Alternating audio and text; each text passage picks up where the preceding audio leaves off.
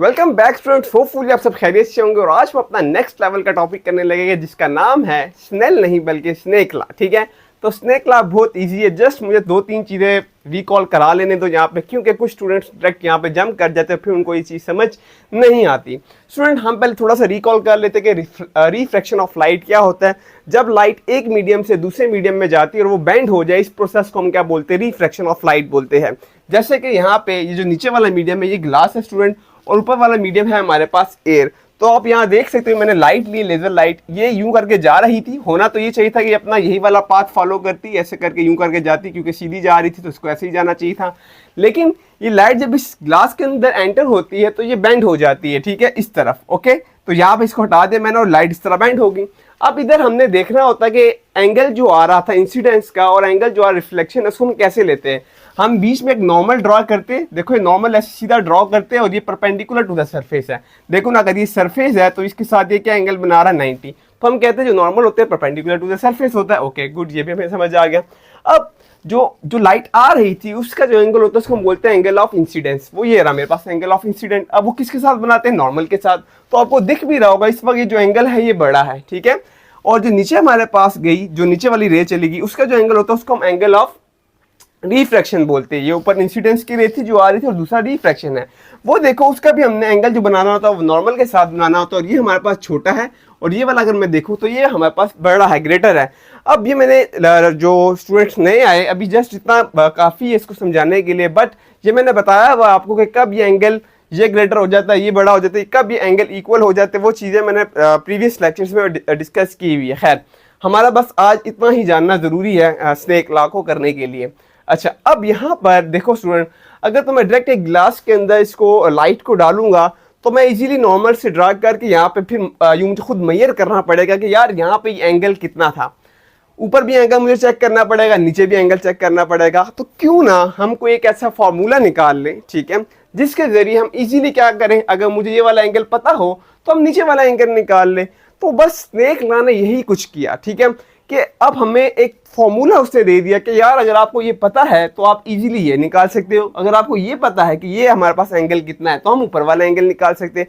क्योंकि हमने ये पढ़ा था जो रिफ्लेक्शन ऑफ लाइट है वो डिफरेंट मीडियम्स में डिफरेंट तरह होती है। कहीं पे हमारे पास लाइट जो होता है बहुत ज़्यादा बेंड हो जाती है, कहीं पे लाइट बहुत कम बेंड हो जाएगी। तो अब उसी को ही यानी कि एंगल डिटरमाइन करने के लिए उसने जस्ट एक हमें फॉर्मूला दे दिया और उसको ही हम बोलते हैं स्नेक लॉ। सिंपल। अच्छा, अभी हम आगे कर रहे हैं स्नेक लॉ, मैं मजीद करवा रहा हूँ, हम जाते हैं डेप्थ में।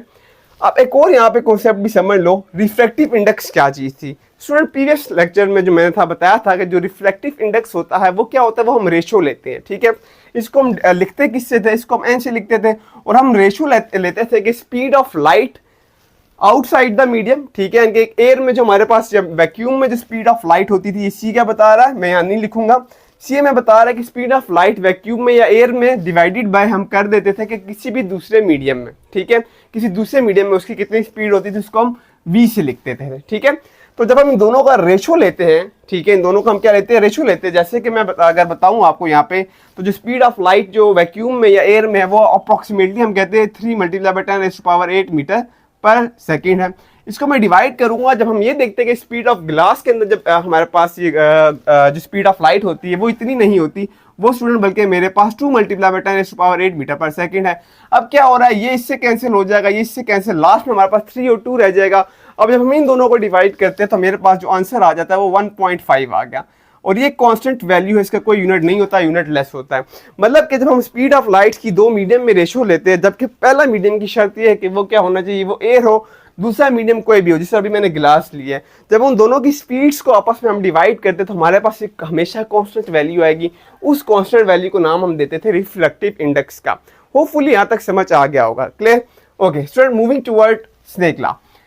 अब स्नेक लॉ ने जो हमें ये फॉर्मूला दिया, ये वाला, ये जो उसने कहा इजीली आप डिटरमाइन कर सकते हो, उसने ये बोला, ठीक है, उसने डिटरमाइन किया, मैं मैथमेटिकली कर रहा हूँ। उसने कहा कि जो साइन हमारे पास होता है, साइन जितना भी थीटा जो हमारे पास यहाँ वैल्यू होगी, साइन थीटा में यहाँ पे ले लेता हूँ आई, ठीक है। उसने कहा जितना अगर हम ये एंगल बढ़ाएंगे स्टूडेंट, उतना ही हमारे पास ये वाला एंगल भी क्या होगा, बढ़ेगा। वो कैसे? देखो स्टूडेंट, आपके सामने अगर अभी यहाँ पे बॉडी इस तरह, ठीक है, मैं यहाँ पे कोर मीडियम इस साइड यहाँ पे ले लेता हूँ, फिर मैं इसको इरेज कर दूंगा। मैं एक यहाँ पे ले लिया मैंने। अभी इसका जो नॉर्मल है स्टूडेंट वो कहाँ है, वो यहाँ पे बीच में, एग्री, ओके।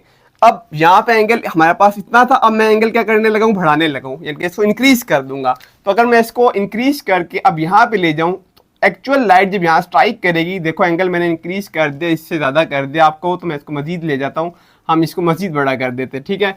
अगर जितना एंगल मैं इसको क्या करूँगा, इंक्रीज करूँगा, तो होना ही चाहिए था कि लाइट कैसे जाए, लाइट तो ऐसे जाए, ठीक है। लेकिन लाइट हमें पता है ऐसे जाएगी नहीं, और ये यहाँ पे हमारे पास जो एंगल बन रहा है, ये मेरे पास एंगल इंक्रीज हो गया और ये थीटा आई हो गया, एंगल ऑफ इंसिडेंट।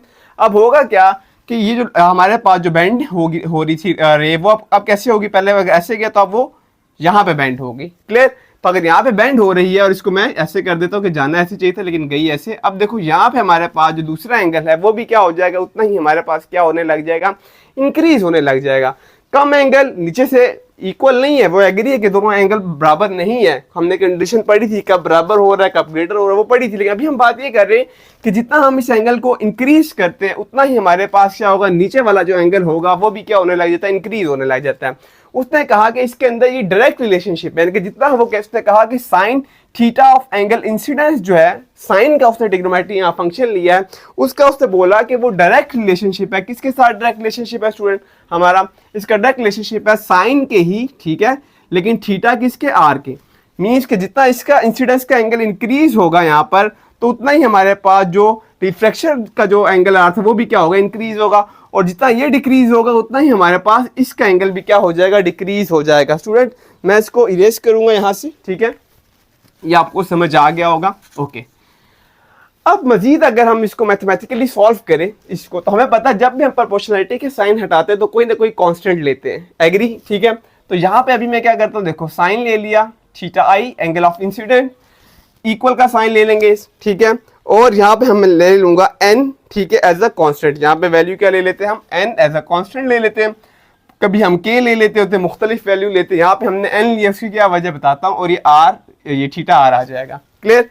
अब यहाँ पे देखो स्टूडेंट, ये जो हमारे पास थीटा जो है यहाँ पे क्या हो रहा है, साइन थीटा यहाँ डिवाइड हो रहा, मल्टीप्लाई हो रहा है, नीचे जाके क्या हो जाएगा, डिवाइड हो जाएगा, तो मैं कह दूंगा साइन थीटा आई, ठीक है, ये हमारे पास डिवाइड हो जाएगा किसके साथ, साइन थीटा आर के साथ, और ये इक्वल आ गया किस चीज के, एन के इक्वल आ गया। इससे पहले स्टूडेंट हमने एन का फॉर्मूला ड्राइव किया था जो कि ये था, जिसमें हम दो मीडियम की जब हम स्पीड लेते थे, ठीक है, इनके ऊपर अलग लेते थे नीचे अलग लेते थे, तो हमारे पास एक एन आ जाता जिसको हमने रिफ्लेक्टिव इंडेक्स बोला था। अगेन इस सिचुएशन में एक और हमारे पास यहाँ जो स्नेक लॉ ने बताया हमें, वो क्या बताया स्नेक लॉ ने, कि अगर हम साइन थीटा जो ऊपर एंगल है वो अगर हमें पता हो, और जो नीचे एंगल आ रहा है वो भी अगर हमें पता हो, और वो तो वही सेम वैल्यू हमारे पास यहाँ पर भी आएगी। कैसे, देखो जरा, जिस तरह मैंने यहाँ पर एयर और ग्लास लिया था, लेकिन हमें उनका थीटा नहीं पता था, विद रिस्पेक्ट ऑफ उसके स्पीड से हमने उसका रिफ्लेक्टिव इंडेक्स जो रेशो थी निकाली, अब भी यहाँ पर वो वैल्यू वही ही रहेगी, वही निकल आएगी। देखो मान लो यहाँ पे जो थीटा है स्टूडेंट, मैं इसको कंसीडर कर रहा हूँ 45, ये जो ऊपर वाला है, ठीक है, कितना ले लिया मैंने, 45 डिग्री, और ये जो नीचे वाला है स्टूडेंट इसको हम ले लेते हैं 28, यहाँ मैं लिख देता हूँ, ये हमारे पास देखो कितना आ गया 28.1 डिग्री। ज़ाहिर ये बड़ा है तो ये उससे छोटा होगा, लेकिन जो ये बड़ा होगा उस वैसे वैसे ये भी बड़ा होगा, क्लियर, ओके।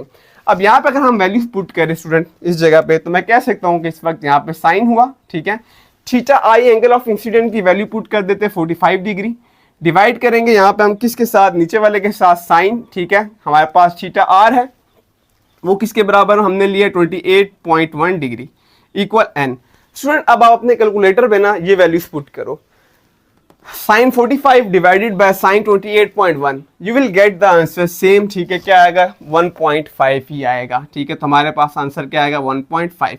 यानी कि इससे ये भी पता लग गया हमें, अगर अगेन मैं रिपीट कर रहा हूँ, अगर हमारे पास क्या हो, ऊपर जो मीडियम है वो एयर हो और नीचे पे कोई भी हो, ऊपर एयर हो नीचे कोई भी, लेकिन ऊपर एयर होना जरूरी है, तब भी हमारे पास जो इन दो साइंस की जो आपस में रेशो होती है, जो एन आता है वो सेम आता है जो हमारे पास रिफ्लेक्टिव इंडेक्स से आ रही होती है वैल्यू। ये बात क्लियर, जो यहाँ पे आएगी वैल्यू वही ही वैल्यू हमारे पास यहाँ पर आ रही होगी अगर फर्स्ट मीडियम हमारे पास एयर हो। कंडीशन क्या है, अगर फर्स्ट मीडियम हमारे पास एयर हो, ठीक है, ओके। चलो इसको नोट डाउन करें, और अब मजीद अगर हम मैं इसकी डेफिनेशन को पढ़ूँ तो वो अब ऐसे होगी। डेफिनेशन पहले क्यों नहीं करा था, पहले कॉन्सेप्ट क्लियर हो तो डेफिनेशन देखें ना। अब डेफिनेशन क्या है, देखो यहीं से आप डेफिनेशन जो है खुद ड्राइव कर सकते हो। देखो direct proportion between the sign angle of incident and sine theta की आर किसको बता रहा है, एंगल ऑफ रिफ्लेक्शन। तो उसने ये बताया कि साइन एंगल ऑफ इंसिडेंस और साइन एंगल ऑफ रिफ्लेक्शन का आपस में डायरेक्ट रिलेशनशिप था। ये हमने क्या किया था, ये स्नेक लॉ ने डिटरमाइन किया था। बात खत्म, इसकी डेफिनेशन बन गई। फिर ऑब्जेक्टिव वाइज आपको ये पता हो कि कब उसने ये लॉ प्रपोज किया था, तो 1621 में किया था, ठीक है। और किसने किया था, स्नेक ने ही किया था, ठीक है, विलीब्रॉड स्नेल, ठीक हो गया। और क्या इसने किया, उसने डिटरमाइन किया एग्जैक्ट, उसने जो रिलेशनशिप हमें क्या किया, डिटरमाइन करके बताया कि कैसे हम ये थीटा अगर एक गिवन हो तो दूसरा निकाल सकते, या दूसरा गिवन हो तो पहला कैसे निकाल सकते, इसने उसका एग्जैक्ट हमें रिलेशनशिप दिया। देन स्टूडेंट, ओके स्टूडेंट, अब हम फर्दर मोर जाते हैं। जो एक और उन्होंने फार्मूला निकाला है वो असल में यही फार्मूला है, ठीक है, लेकिन वो कैसे करके निकाला हुआ उसको भी हम देख लेते हैं।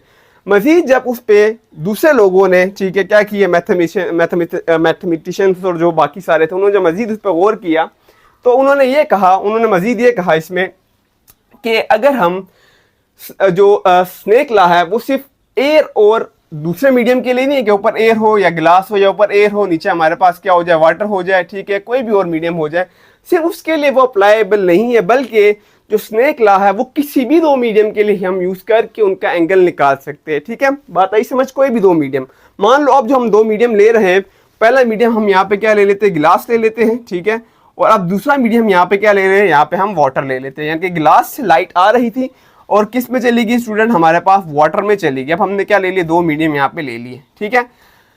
तो हम इसमें भी जो होता है स्नेक लॉ अप्लाई करेंगे। ये वाला आप तब अप्लाई कर सकते हो जब आपके पास ऊपर हमारे पास क्या हो, हवा हो, और नीचे कोई भी और मीडियम हो, तो अब तब आप ये डायरेक्ट भी यूज कर सकते हो, कोई इशू नहीं है। लेकिन अगर आपने कोई दो मुख्तलिफ मीडियम ले लिए, जिस तरह ऊपर गिलास ले लिया और नीचे वाटर ले लिया, तो फिर उन्होंने क्या कहा उसको भी हम देख लेते हैं।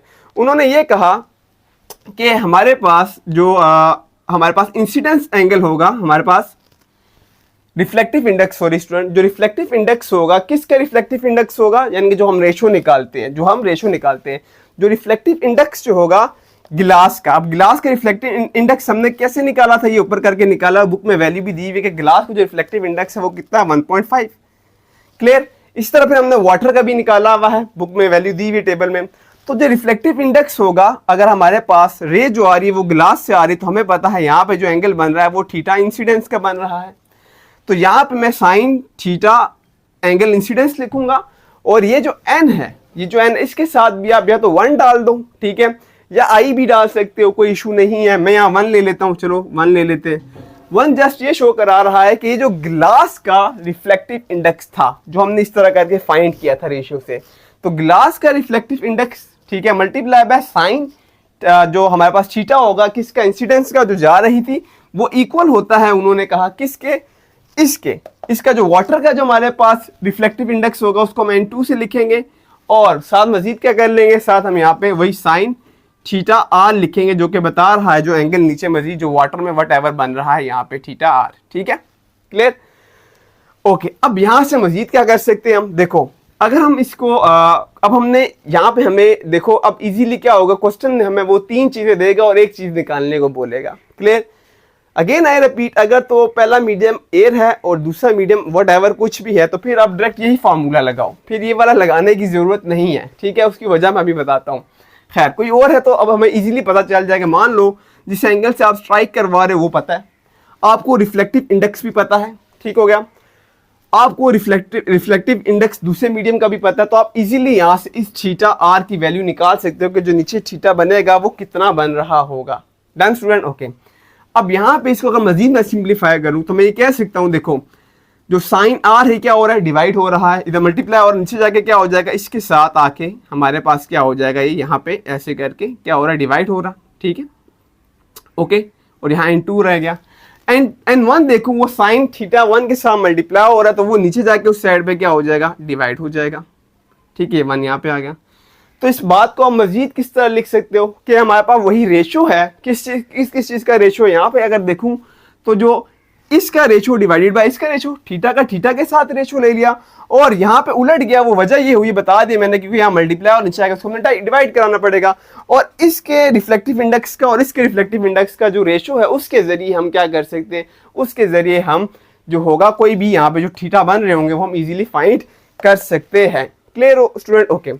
अब सवाल ये पैदा हो रहा था कि ये वाला ही स्पेसिफिक उसमें हम क्यों ले रहे हैं, ठीक है। अगर सिर्फ एयर हो तो मैंने कहा आप ये ले सकते हो, आप एयर में ये भी ले सकते हो, लेकिन इसकी वजह क्या है वो देखो। अगर आप ये लोगे ना ये वाला फार्मूला एयर के लिए, तो ये ऑटोमेटिकली स्टूडेंट हमारे पास ये जो फार्मूला होगा ये यही बन जाएगा। ये वाला कैसे बनेगा देखो, हमें पता है जो एयर में अगर हम देखें जो हमारे पास रिफ्लेक्टिव इंडेक्स है एयर के अंदर जो आता है वो है ही 1। एयर में हम जो रिफ्लेक्टिव इंडेक्स लेते हैं स्टूडेंट एयर के अंदर, ठीक है, वो हम एयर के अंदर जो उसका रिफ्लेक्टिव इंडेक्स निकलता है, जो रेशो निकालते हैं, वो कितना निकलता है, वो तो अप्रॉक्सीमेटली है ही 1 के बराबर।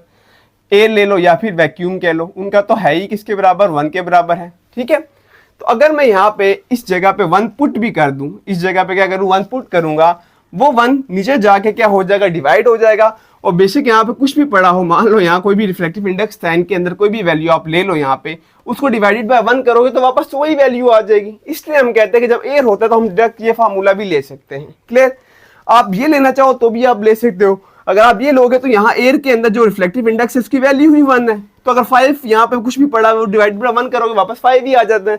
तो दैट्स वाई हम क्या करते हैं, हम कहते हैं कि हम ये ले लेंगे, लेकिन आप ये भी ले सकते हो, कोई इशू वाली बात नहीं है। Is it clear student? Okay student, आप इसके आगे जो है ना डिफरेंट उन्होंने क्या दिए हुए फार्मूले दिए हुए, ठीक है, और सॉरी न्यूमेरिकल दिए हुए, और उसके अंदर हमने वैल्यूज फाइंड आउट करनी होगी। इंशाल्लाह मैं नेक्स्ट लेक्चर में करवाऊंगा इसके साथ न्यूमेरिकल जो है। मजीद उन्होंने ये बात बोली है कि जो रिफ्लेक्टिव इंडेक्स होगा ग्लास वर्सेस वाटर, वो वाला नहीं होगा जो एयर वर्सेस ग्लास में था। मतलब बात आ रही समझ, वो हमारे पास क्या हो जाते हैं, चेंज हो जाते हैं। क्योंकि हमने देखा रिफ्लेक्टिव इंडेक्स जो होता है वो तो स्पीड ऑफ लाइट जो वैक्यूम में थी divided by speed of light जिस मीडियम में होगा, लेकिन यहाँ पे तो ये सीन नहीं है ना। यहाँ पे तो ऊपर अब फिर आपको अगर यहाँ पे रिफ्लेक्टिव इंडेक्स निकाल रहे हो तो फिर तो आपने यहाँ पे जो स्पीड लेनी होगी वो तो ग्लास की लेनी होगी। ग्लास की जिस तरह मेरे पास ही 2 × 10⁻⁸ मीटर पर सेकेंड, तो ऑब्वियसली बात है यहाँ पे वाटर में फिर कुछ और स्पीड होगी, वॉट एवर यहाँ जो भी स्पीड है। अब जब इनकी कैलकुलेशन करूंगा तो इनका रिफ्लेक्टिव इंडेक्स वो वाला नहीं आएगा जो कि रिफ्लेक्टिव इंडेक्स आपके बुक में पेज पे बने हुए हैं, ठीक है। क्योंकि वो जितने रिफ्लेक्टिव इंडेक्स निकाले हुए हमने वो एयर के साथ हमने डिफरेंट मीडियम लिए हुए, कभी गिलास ले रहे हैं, कभी हम वाटर ले रहे हैं, ठीक है, वट एवर यहाँ जो भी हम ले रहे हैं, ठीक है, डिफरेंट तरह के हम ले रहे हैं, ठीक हो रहा है। लेकिन अब यहाँ पे अगर हम 2 मीडियम का, ऊपर ग्लास है नीचे वाटर, तो ऑब्वियसली बात है उधर स्पीड हो रहा है नीचे स्पीड हो रहा है, तो वहां पे वो रिफ्लेक्टिव इंडेक्स वो वाला नहीं निकलेगा। तो ये बात भी आपके बुक में मेंशन की हुई और ये कॉमन सेंस है, ठीक है स्टूडेंट। होपफुली यहाँ तक आपको स्नेक लॉ की बिल्कुल चकास तरह की जो होगी समझ आ गई होगी, ठीक है। मिलते हैं एक और चौकस लेक्चर के साथ, तब तक के लिए अल्लाह हाफिज़।